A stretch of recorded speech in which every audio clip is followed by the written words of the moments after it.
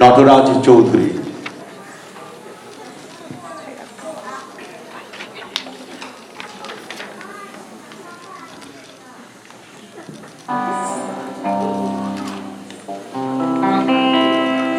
শুভ নববর্ষ।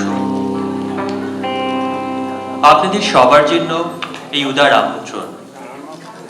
ছবির মতো এই দেশে একবার বেরিয়ে যান।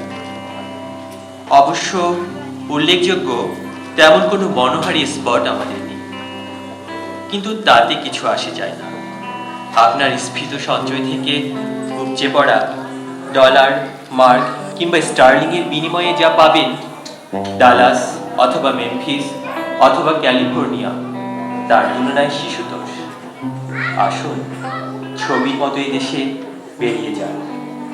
রঙের এমন ব্যবহার, বিষয়ের এমন তীব্রতা আপনি কোনো শিল্পীর কাজে পাবেন না।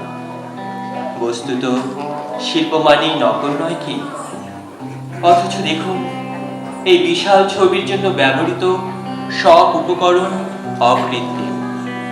আপনাকে আরো খুলে বলি, এটা অর্থাৎ আমাদের এই দেশ, এবং আমি যার পর্যটন দপ্তরের অন্যতম প্রধান, আপনাদের খুলেই বলি, সম্পূর্ণ নতুন একটি ছবির মতো করে সম্প্রতি সাজানো হয়েছে।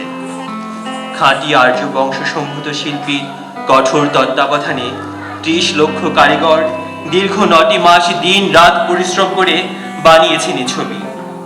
এখনো অনেক জায়গায় রং কাঁচা, কিন্তু কি আশ্চর্য গাঢ় দেখেছেন?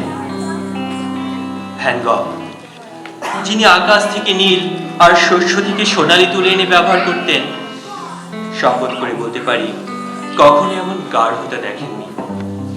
আর দেখুন, এই যে নরমুণ্ডের ক্রমাগত ব্যবহার, ওর ভেতরেও একটা গভীর সাজেশন আছে।